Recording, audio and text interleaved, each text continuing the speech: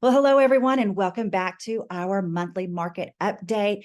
Are you ready to see what is happening in our real estate market here in the Dallas-Fort Worth area? Well, I'm ready to give it to you. We are in July, almost the middle of the July, in the middle of our summer 2023.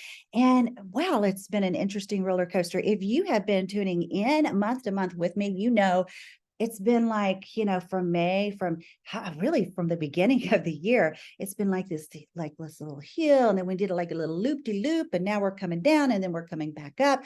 Well, let's talk a little bit about that.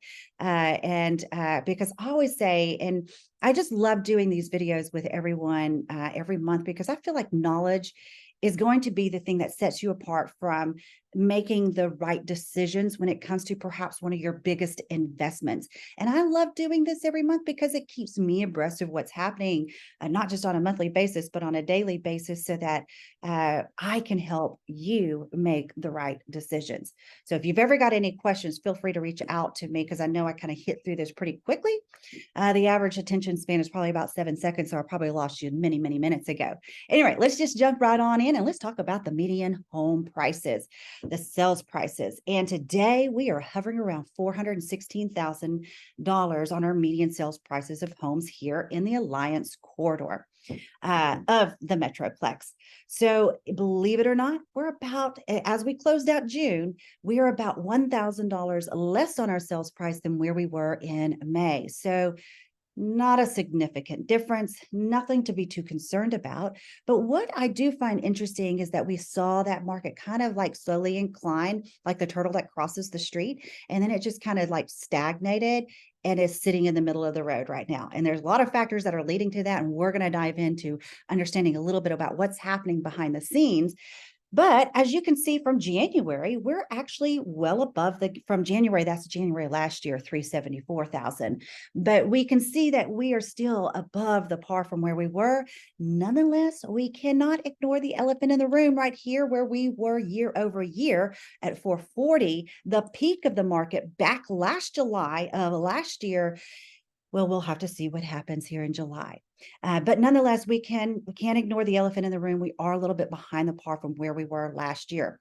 So here's the interesting thing, and I just want to call this out real quick, or not call it out, but just have a little chat with a few of you guys, because I do have a lot of people, for whatever reason, over the last month that have called wanting to put their houses on the market, that just bought their house a few months ago, 8 months ago, basically a lot of it right here in the heat of the market. And unfortunately, I have to share some bad news. It's not a good time for you to sell for most people. Now, I hate saying that, but I have to be honest with you and know that I am being honest with you, because, hey, I make my money off commission on selling your house. So of course I'd love to sell it, but if I can't sell it, well, I don't want to get your hopes up. So just know that if you were purchasing before that heat of the market, you're still in a good position. If you're right here, you're not in a bad position, guys. You're really not.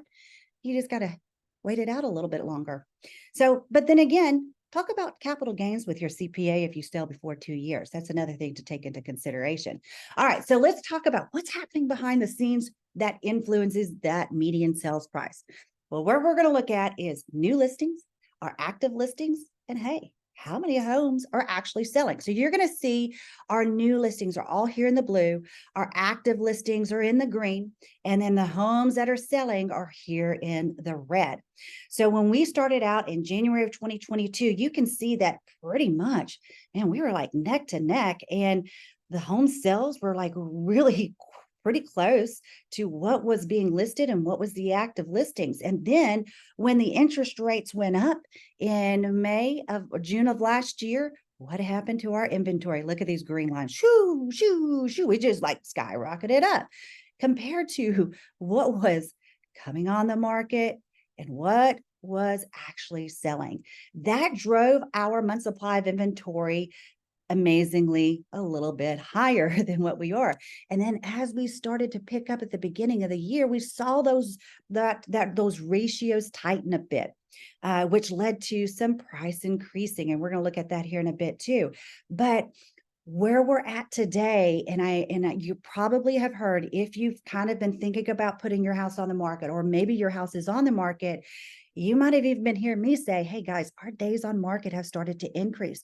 We have started to see prices pretty much stabilize, if not in some cases come down. We are feeling that on a day-to-day basis without having to wait the month to look at the numbers.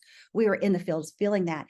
And so as you can see where we started to see somewhat of active inventory. No, I'm sorry, this blue line right here back in March and April, a little bit more tightened lines. Now we saw the active inventory in June kick up.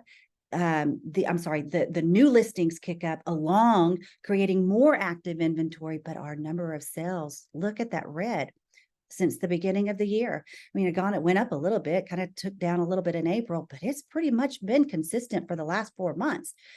So if we still have more inventory hitting the market, our active inventory is going to continue to rise.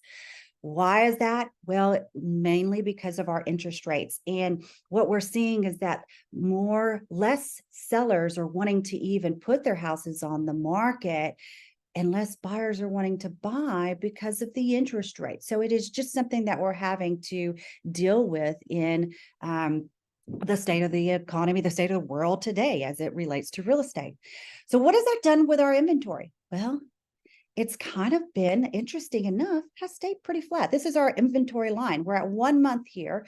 We're at 3 months here. When you saw all of that inventory, all that active inventory in the green hit that market like we looked at, you saw our inventory shoot up to 4 months supply. Now, if you follow me along, I say this every week or every month.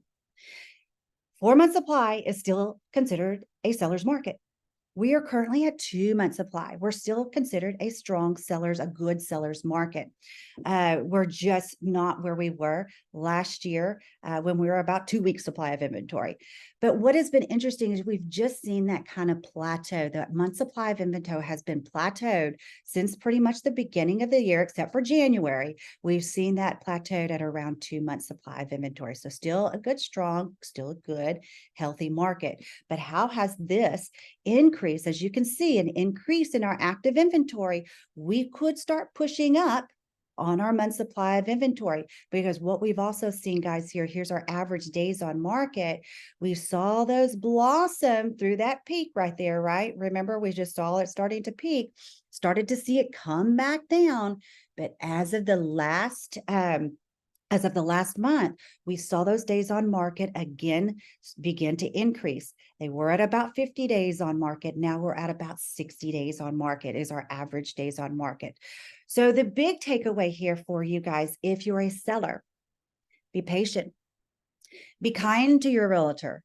They are really doing everything that they can do to sell your house, but 60 days on market is not really all that bad as our average days on market. It could come back down, but as we enter into the August month, September, October, we typically see those even increase even more. So be prepared for that. If you are thinking about selling your house, get your house on the market now. If you don't want to be patient. The good thing for our buyers, hey, guess what? You're probably going to see some more inventory hit the market. My prediction is for the rest of this month, we've actually seen it kind of increase and pick back up in July. Maybe over just the last week or two, we've seen a pickup in the market activity. We'll probably continue to see that as everybody's doing that big last push to get into a home before the summer months. Interest rates are still on a rise. And let's talk a little bit about that, because this is the other caveat that I always love to educate everybody with, as we are in at about over 7 months, over 7% interest rates. You see, and we have a weak buyer demand. We have a limited buyer demand when we're 6.5% to 7%. Where we were at the beginning of the year, we were under 6.5%. And so we had a good buyer demand. So we've seen that transfer from a good buyer demand at the beginning of the year to now a weak buyer demand. It is what it is. And you know what? Why is this happening? Well, it's because everybody's still trying to get a handle on inflation. And guess what? If we go back to our sales price, the very first slide I showed you guys in the beginning, we started to plateau. Seems like it's working, at least in the housing industry, at least in this market area. I don't know. So a few things for you to consider as you are trying to decide what you're going to do with buying a house, selling a house, or investing in a house. I hope that this has given you some useful information that you could how to pack in your pipe and smoke on it a bit and make some great decisions. Until next month, guys, let me know if you have any questions. Comment below. Make sure you're following our YouTube. Make sure you're following our socials because we're always bringing you more information. And we're always showing you some of our great, wonderful listings that we have on the market. I want to leave this one last thought with you. You thought I was done, but I'm not done quite so well yet. If you are in the market, where are you going to find the best deals? I really want you to come talk with us because we know where to get some good deals.